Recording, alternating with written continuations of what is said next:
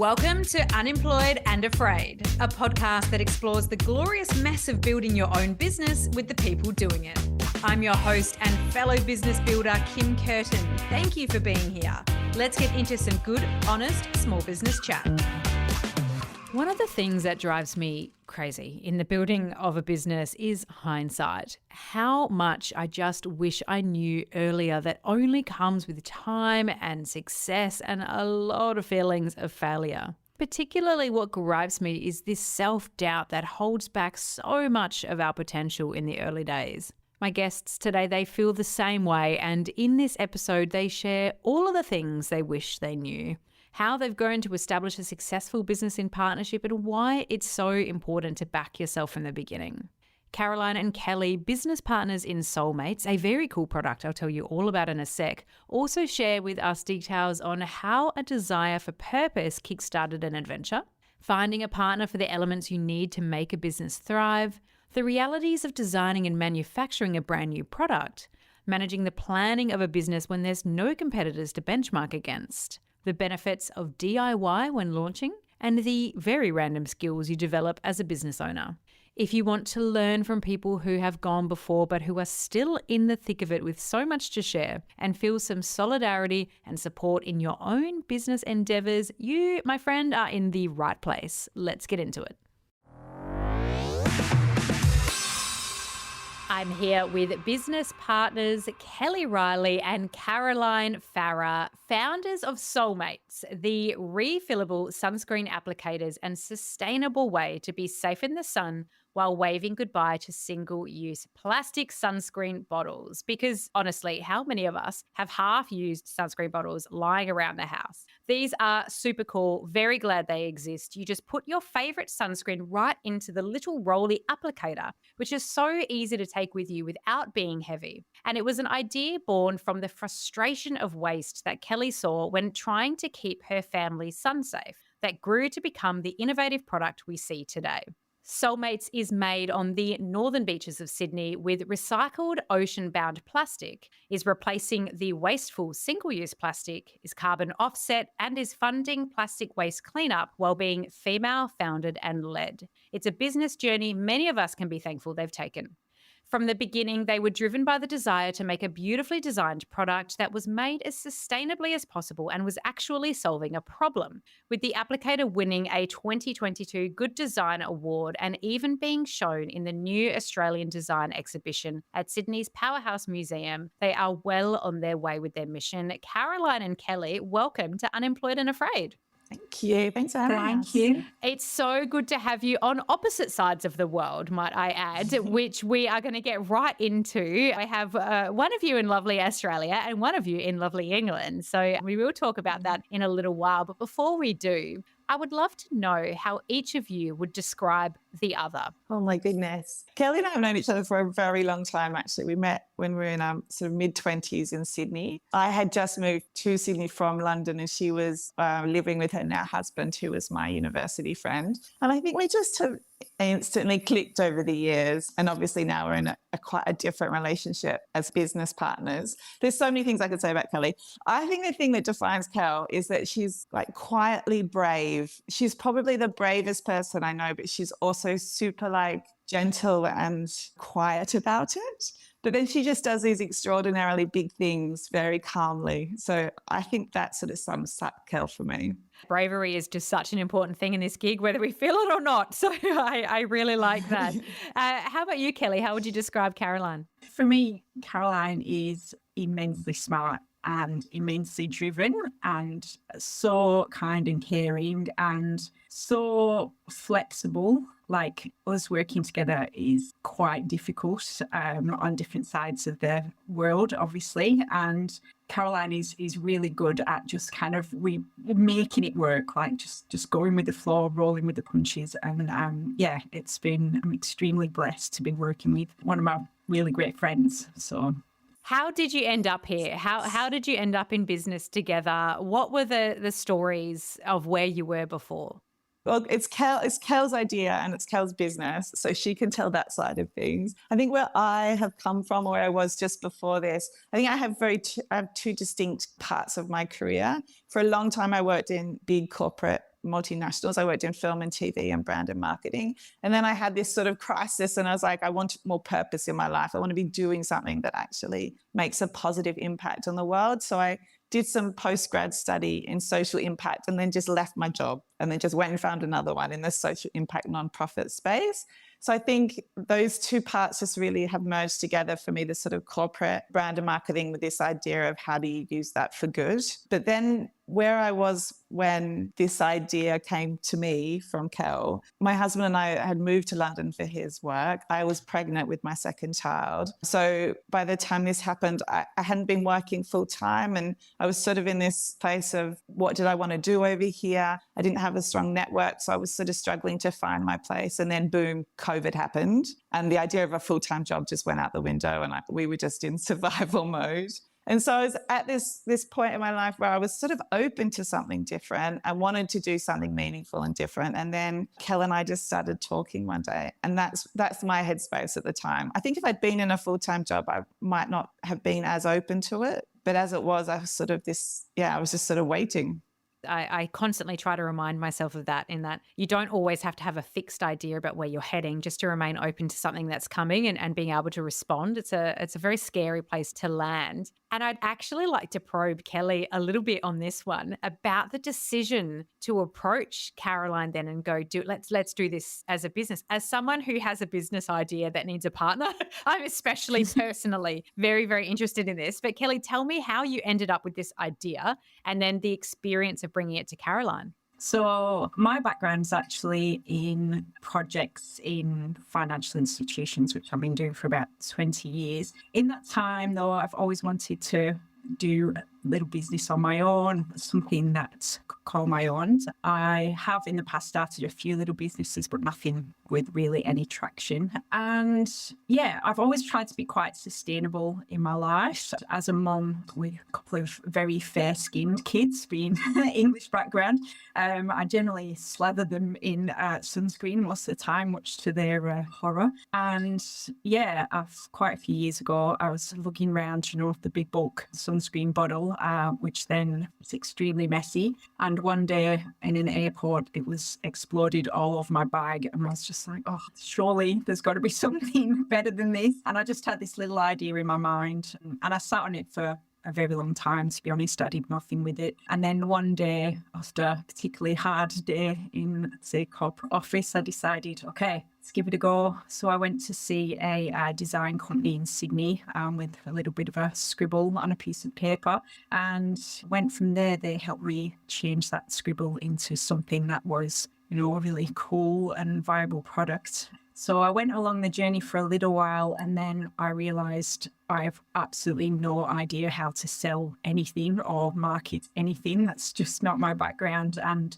obviously I speak to Caroline all the time, as we've been good friends for a long, long time. And yeah, during COVID, we started to chat about it a bit more, and I showed her over Skype, what it looked like. And then we were talking about, how it could be marketed and things like that. And I started to think, oh, gosh, wouldn't it be really great if Caroline came along on the journey for this, because she just knows how to do all of that, all of the marketing and sales. That's just her expertise, her background, and also the social impact of it all.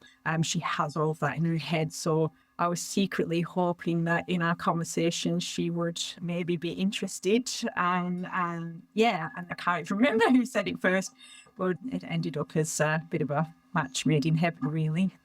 How did that feel for the both of you to be staring down the barrel of changing your relationship? And it's quite a loaded question, I understand, because we've all heard the scary stories of, when you get into business with someone, it changes things, and it's very tempting to ignore some of the more important aspects, which is like, having impactful and powerful conversations about legalities and, how things will be split and what will happen if one of you wants to exit, all of those things. How did you both approach that with consideration to your personal relationship? It was interesting because quite a few people warned us or were like, are you sure you want to do this? And it definitely wasn't something that I took lightly. Like, Kel was a very important person in my life. Like, our kids we get called Auntie Kaz and Auntie Kel. So I think I definitely didn't want to jeopardize that more than anything. But there are very, very, very few people I would ever go into business with, and Kel just happened to be one of them.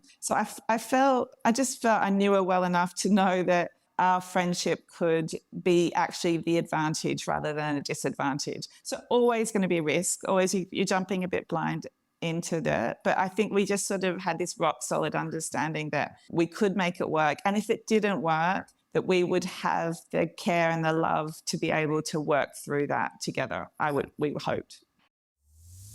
Listener, I want to introduce you to another amazing business I met recently. They're called Card.gift, based out of Melbourne, Australia, and they love what we're doing here for you with the pod. And we both think you and your team deserve a little something, because we all get it. It's real easy to get lost in the admin of end of financial year, or EOFY, as major retailers like to say in their sale ads. But this time of year is about so much more than wrapping up reconciliation and reporting. It's a chance to reflect on what the last 12 months has looked like for your business. Your wins, your opportunities, the epic contributions being made by your team, and all the ways you've undoubtedly innovated along the way. That deserves some acknowledgement with a gift that will matter, so that whoever you're buying for can buy what they want when they want. Card.gift is a prepaid digital MasterCard, Visa or EFTPOS gift card who make gifting super easy and personal. They're dedicated to transforming the gifting experience by creating cards that are more than just money. They're personalised symbols of gratitude, love and celebration. You can personalise them with photos of you and your team. I'm totally getting myself one with my own face on it because #Celebreneurlife. And you can even include a custom written or video message that appears as part of the digital unboxing, which is a beautiful way to deepen the connection with those you're sending to. Or if you're feeling really rushed, you can grab one they've pre-designed for you. There's loads of styles that will align with your aesthetic. And given that they can send it straight to the recipient by email or text, you can make a positive impact without loads of extra work. So maybe it's your team you want to show gratitude to, your clients that you want to thank, or even just something fun for you. Pop Card.gift into Google and enjoy a little Unemployed and Afraid discount by adding Unemployed10 at checkout for 10% off on selected Visa, MasterCard EFTPOS and the Card.gift swap card products. Big snaps to Card.gift for making our end of financial year gifting easier and for supporting the show. So take me back to entering the design phase, because it would be remiss of me to skip over how intimidating that can be sometimes. So, thinking, okay, where do I Google a designer? Like how do I know that they're not going to steal my idea? All of these things that we think of in those early stages. What was that process like for you approaching someone to get some help with this design? To be honest, really scary. I actually did Google how do I get something designed, and just because it's not in my experience of anything I've done before. Luckily, I did a bit of research and I went to speak to these wonderful designers in Sydney called Vert, who are amazing and very kind and very caring, considerate designers. And I did feel very intimidated the first time I went in to see them. They have this uber cool design studio in Redfern, but they were very kind and considered in the way that they sat down and spoke to me about my design. And I literally wasn't joking when I said it was a scribble on a piece of paper. It actually was. I obviously had idea around it, but they very quickly put my mind at rest and made me feel quite at ease with the process. They explained how they would go about helping take it from this scribble and kind of concept into something that is really well designed, and they've been amazing along that journey. They have turned it into really an award-winning design. So we actually were lucky enough to win the Australian Good Design Award in 2022 for the design, and that's really all down to them being such great designers. So yes, very intimidating at the beginning. Kel does underplay her role in it, because I came in and it was well on its way, if not already done. But Kel knows exactly what she wanted out of it and what it should look like and what she wasn't willing to sort of compromise on. So Bert are an amazing design agency, but this very much came out of Kel's brain, and she still to this day, she still gets the ultimate say on the product, because I know that she she just thinks through all the details.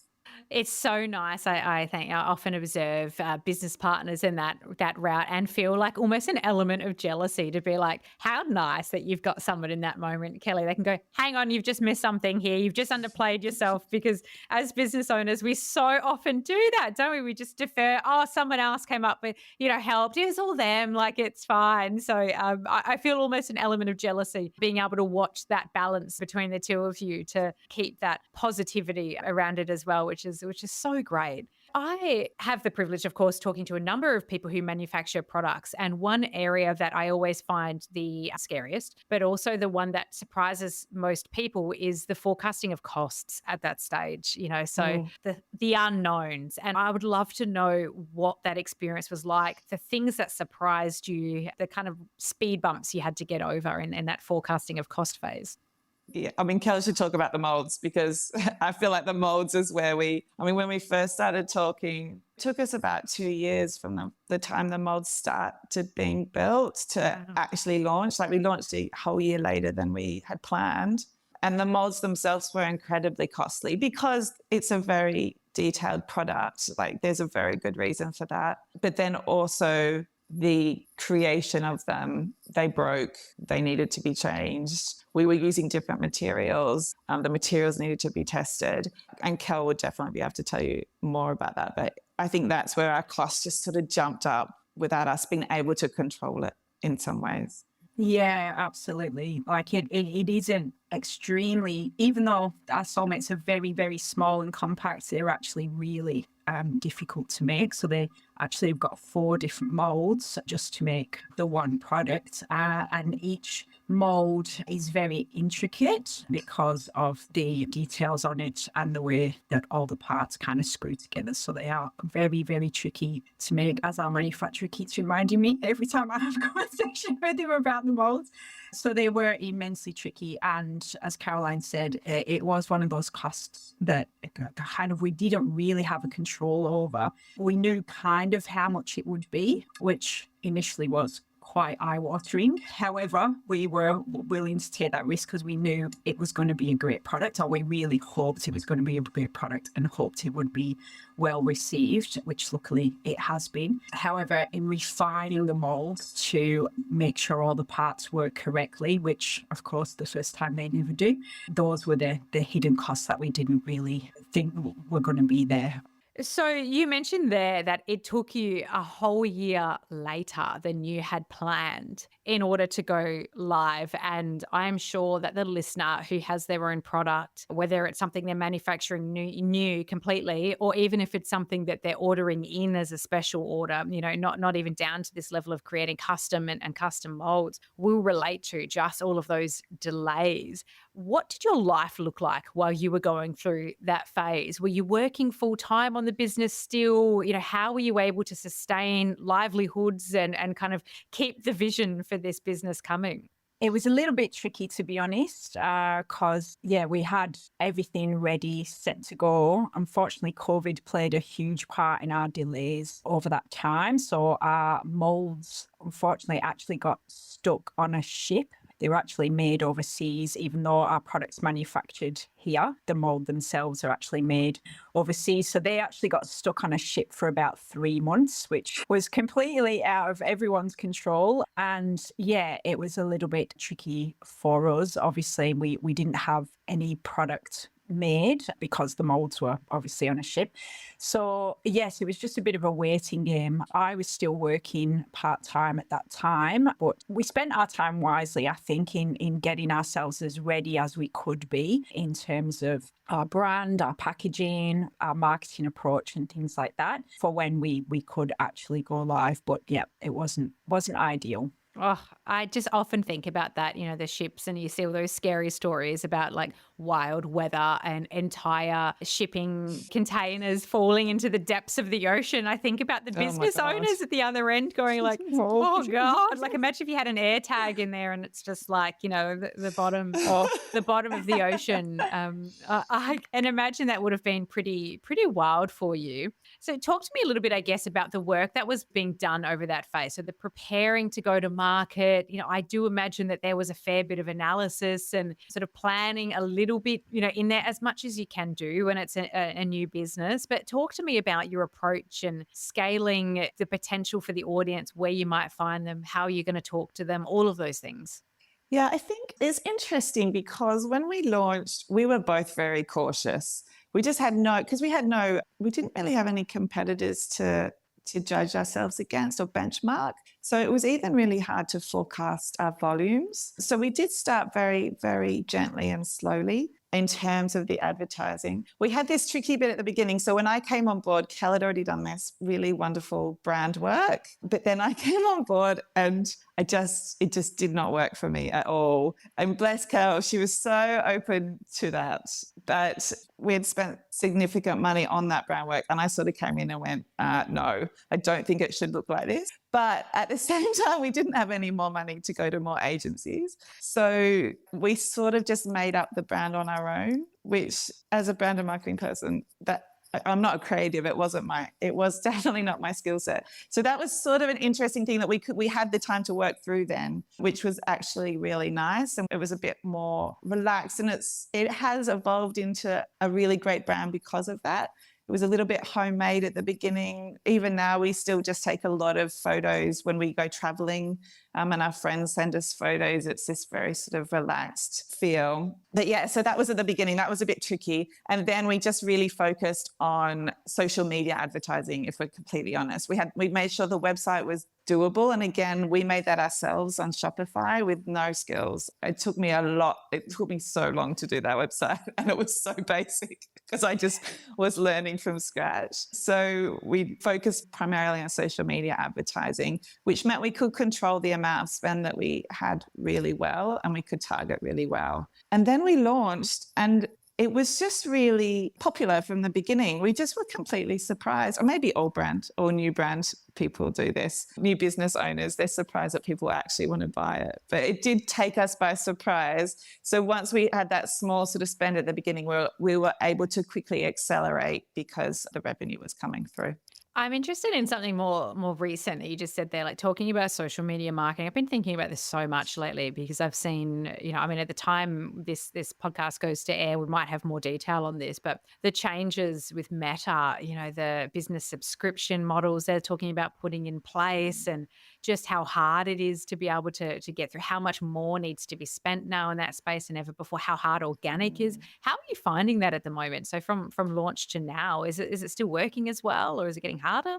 I think we are incredibly lucky because our product is one of those products that works very well on social media. People stop and look because they're a bit confused, or it looks really cute. So I think we've always been able to ride that wave quite easily. It definitely is getting a bit trickier. I've got to be honest, we sort of have a secret weapon. My husband works for Meta and has worked for Meta for a long time. Is a secret weapon. Can you please tell him that I would like a free business subscription?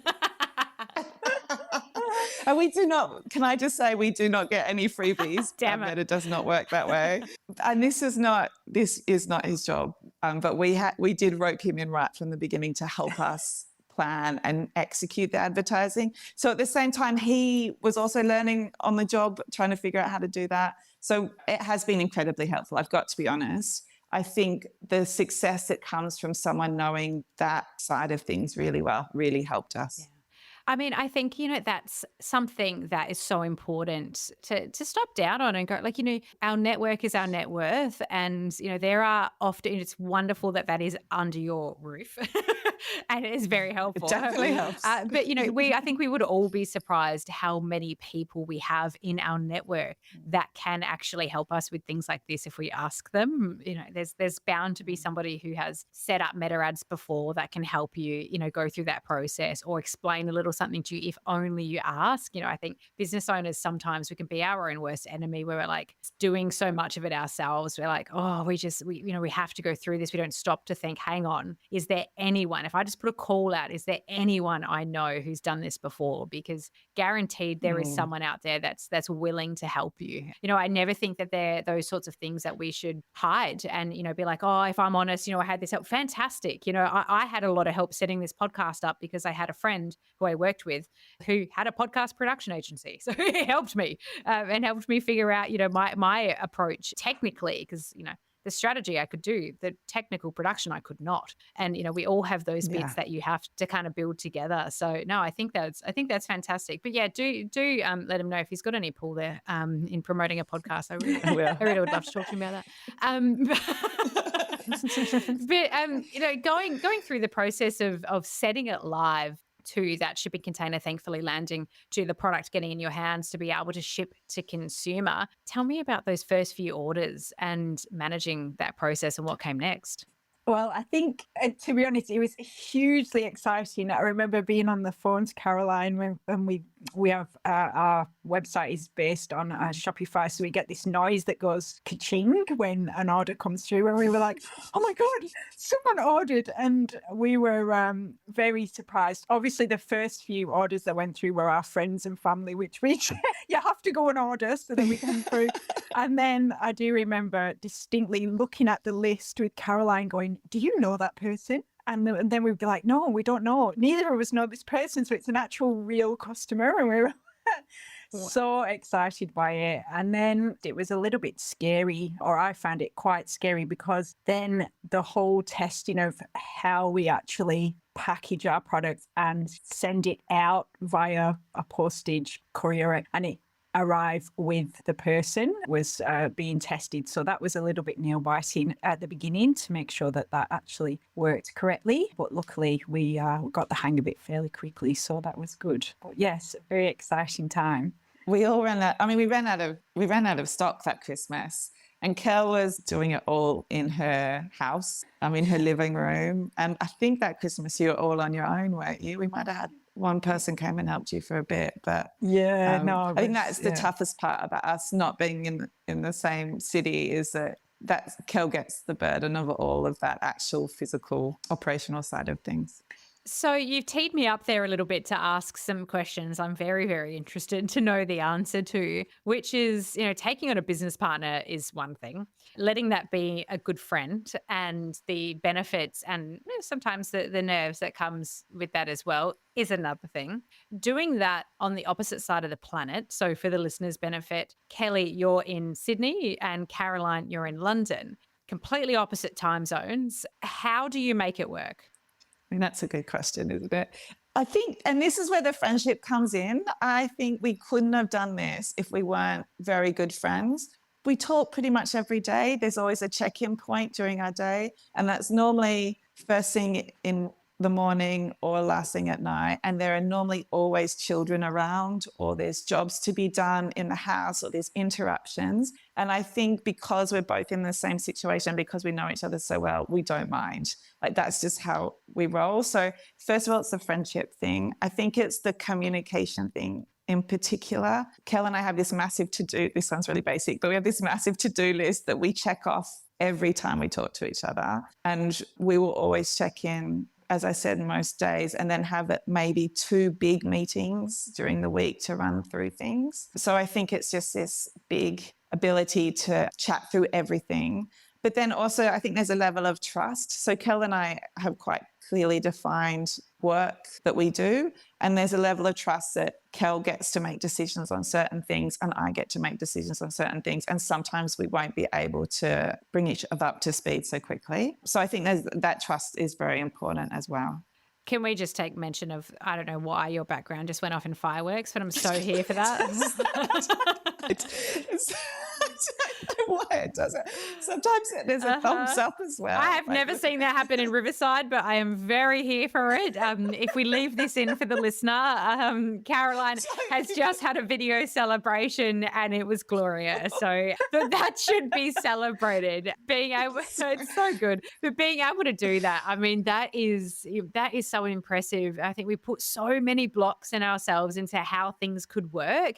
And it's, I think about this even with, I partner with people all around the world, and you can mentally go, oh, that's too hard. Like, I have to focus on the Australian market and Australian clients because this is where I am. Like, no, you actually don't. It is global. There is a way around everything. There are, things that you can put in place, and we should never limit our potential. Because, imagine if you had ruled out working together just because of time zones. Oh, that's going to be too hard. What you would have taken away from yourself, and the benefits of being able to step into your own positions as business owners, as entrepreneurs individually, but also together as well with a little bit of separation. It's very cool. I would love to probe just a little bit into that. Being an employee, particularly in corporate spaces, comes with its own self-identity and way of moving in the world. I would love to know what it was like for you both to discover this new way of being in the world as entrepreneurs. What has that journey been like for you? Yeah, that's a tricky one. It's so different. It's a world away from working in corporate. I have a whole wardrobe full of clothes I don't wear anymore because now I work in a warehouse, and my wardrobe consists of activewear and jeans and t-shirts. But yeah, I really enjoy it, to be honest. I love going to work every day. I love to go to the warehouse, and, we have two wonderful people that work with us now in the warehouse, and it's great. Every day just brings a new challenge or a new something. Oh, I've got to learn a new skill that I never in my wildest dreams would think I would do. For instance, I'm just signing up to learn how to drive a forklift truck, which would never happen in my corporate life. It's a world away, but I wouldn't change it for the world.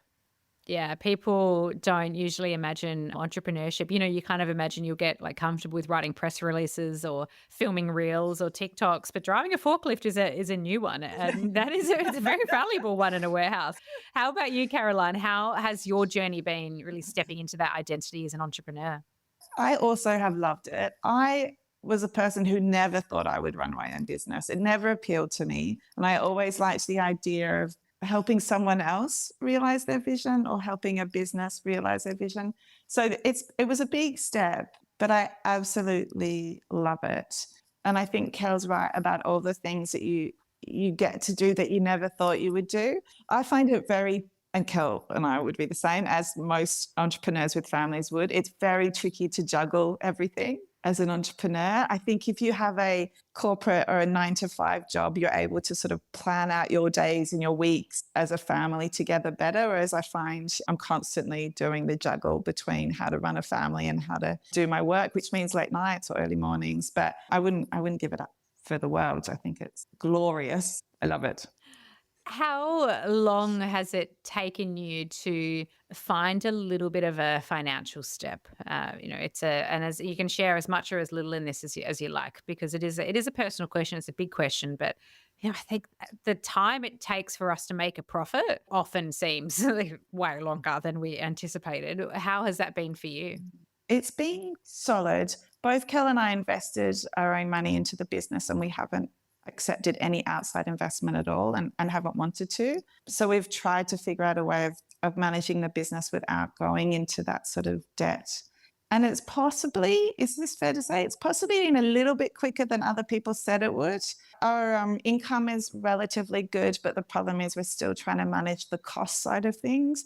Most entrepreneurs' problems, but the profit bit is a bit tricky. So it's only just been very recently that we're talking about how can we start to pay ourselves back? What does a salary look like for ourselves? So yeah, gently does it is the way.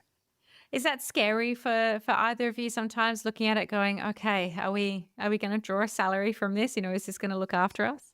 Very scary. Luckily, Caroline has quite a head for the financials. That bit is very tricky to me. So she keeps these amazing spreadsheets of all our costs and everything, which I constantly say to Caroline, bottom line down there, is that ever going to change? She's like, yeah, it will. So it is immensely scary. And I know we will get there, and we have been getting there. It just is a very long journey. But yeah, it is, as Caroline said, very gently we need to tread. And yeah, hopefully we'll see some good financial success in the future. Looking now where you are in this stage and, things are coming together and things are growing, what do you each wish you knew at the start of this journey that only the journey has taught you now? I think I wish that I knew we would be good at this. I think we were so cautious at the beginning that we trod very carefully and probably went slower than we could have. And now I think we're much more ambitious and we're much more bold. And it just took us a bit longer to get there. So I wish I could go back and tell ourselves that we're good, we got this. If you don't know, you can learn. I think that's the biggest thing, isn't it? Those things look so daunting at the beginning, but then once you just take it step by step, and every day you just sort of figure out something as you go, and then you know all this stuff. And you find out the next thing you don't know. I wish we'd have maybe gone a little bit harder at the beginning, and not treading, like not being too so cautious. I think I have learned a lot along the way. Like I've learned so much to listen to other people and very much speak to other people who are doing businesses similar to ours and things like that. And I wished I'd have maybe reached out to a few more of those people at the beginning as well, just to hear other people's stories and other people's journeys as well, which are sometimes not too dissimilar to our own. So I think that would have made it not quite so scary and kind of given us a bit more, or given me a bit more confidence that we were on the right path. We are doing the right thing. So very similar. I love that. And it's so common. I can definitely relate to that personally. I think now the risks I'm willing to take now, I never would have taken 2 years ago. And I look back and go, why didn't you just go hard then when it wasn't so scary? Because things only get scarier the longer you're in it. And maybe that's part of how you develop that ability to just be like, a little bit of fuck it. Let's just go for it. Let's just throw our hands and caution to the wind. So I can relate to that. And you're doing a lot of that now with sharing your story. As we talked about off air, this podcast is so much about that, sharing what it's actually like so that people can listen in and go, oh, actually, do you know what? I can keep going. I can do the thing that I want to do as well, because this is what it looks like to be a business owner. It is these sometimes ugly steps, sometimes frustrating steps, sometimes scary things that often result in wonderful, wonderful outcomes. So just by sharing your story here, you are able to do that for someone else at least and help them see, the potential. So thank you for doing that. And thank you for showing up for yourselves in business and making this incredible product as well. Because right now I have 3 sunscreen bottles. I counted them before we got on the phone. So I'm glad that this product exists so I can stop making so much waste. But as a thank you for sharing your story with us today on the podcast, how can myself and the listener support you to keep growing? What can we do for you? I think we would just love people to check us out. Go on the website, maybe try it, buy it. And then this is one thing I've learned as a business owner. I just desperately want people to leave reviews. And as a consumer, I've never left reviews, and now I do all the time. So people, if you like the product, or anyone's product, take the time to write a review or tell your friends or post on social media. It's just a really lovely way to support new businesses or small businesses, just to get that word out. Oh, I couldn't. It actually hurts my head how much I'm nodding to that as somebody who relies on reviews and sharing in this podcast. I completely relate. So yes, listener, let's keep doing that. I know I ask that often every week to the listener to do that. But no, I agree. It's such a small thing that we can do and often don't start doing until we become business owners ourselves, and then we see the real value in it. But Caroline Kelly, thank you so much for joining me today and sharing a little bit about your story. Thank you for continuing to thrive in your business and showing us the way while you're doing it. It's been a pleasure chatting with you. Thank you so much. It was wonderful. Yeah, thank you. Thanks, Kim. Thank you for listening to Unemployed and Afraid, the podcast for small business builders with your host, me, Kim Curtin. If you love it, you can say thanks with a star rating and a review. And of course, join the community on Instagram, TikTok, Facebook, and LinkedIn. Find us at Unemployed and Afraid wherever you're hanging out, and I'll see you there.